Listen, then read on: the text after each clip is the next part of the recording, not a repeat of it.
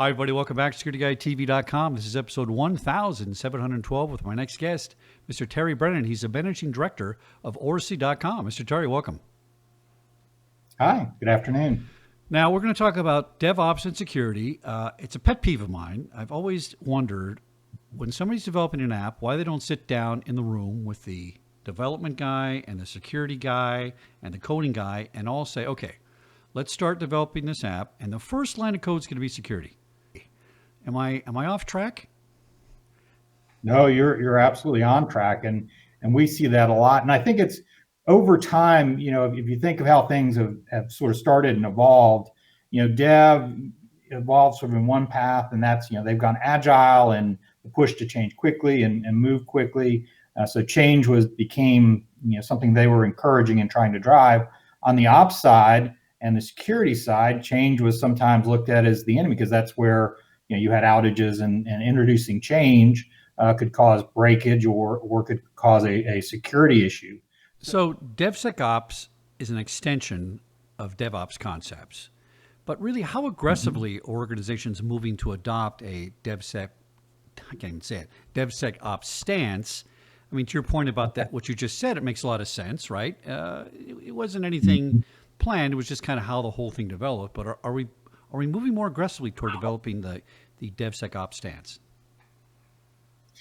We are starting to. We see there different folks are at different points in their journey. So we look at it as sort of, we call it generation 0, generation 1, and then there's a future generation. And that generation 0, they haven't started to move even really down the DevOps side of the equation, if you will. A lot of times what we see is they're very manual in what they do. They're very siloed. They're very fractured, and culturally those differences are still in place. If you think about generation 1, a lot of times those organizations have started to move down that path, but it's oftentimes business as usual. So those walls we talked about, they're still in place, but maybe different groups are looking at DevOps concepts. So if you think of the developers, they're looking at CI and maybe pulling in some build, SEM, build automation and unit test, and maybe connecting that. Maybe in the ops side and the security side, they're looking at infrastructure as code, or they're looking at some automation from a QA and security testing standpoint. But overall, that process is still the same. They haven't really disrupted business as usual.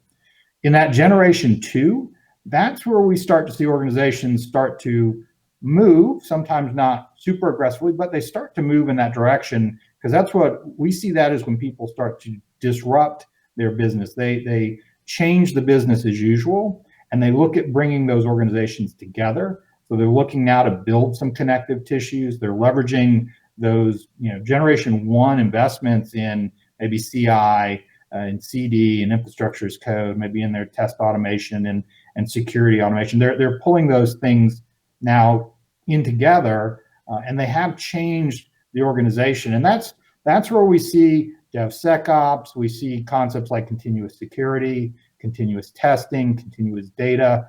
They're now getting to those more advanced concepts, and they're changing not just the tooling and the integration, which is key, but they're also starting to change sort of the belief system, the mindset, and drive into more of DevSecOps ideas.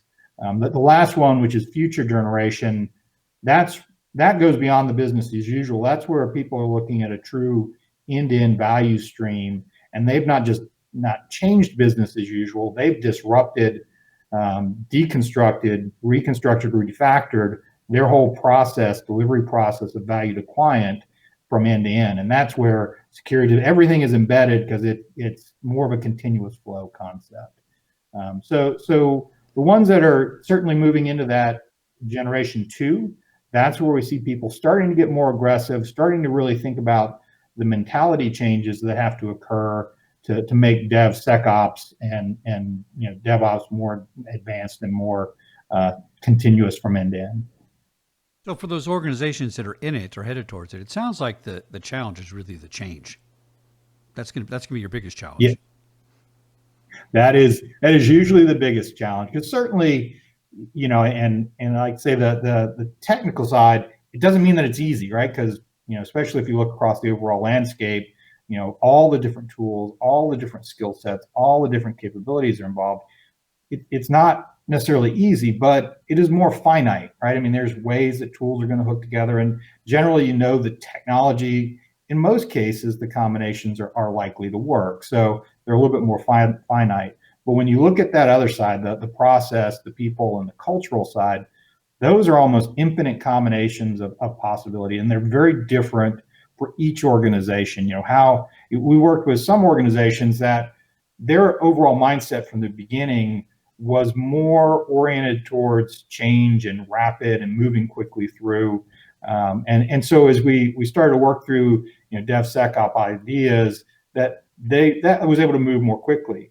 Other organizations, and for good reasons, were set up where those walls were very, very entrenched, and they'd been around a long time, and they were very organizationally, culturally, and process sort of enabled. So the changes they faced were much more significant, and it took more time because now you're having to look at the entire organization and say, hey, we need to start re-examining and taking some of these ideas and shifting them left, right? What security, in particular, is oftentimes that sort of stuck at the end, as we were talking about earlier, and it's sort of it's in a queue and it's an island by itself, and all of a sudden at the end, here's a request. They may or may not have known it was coming, that they need to get this app out, and now all of a sudden you're at the very end, and you're trying to make decisions on whether to go live, and you have the right security testing and assessment in place, but that's really tough to do with 2 days before go live.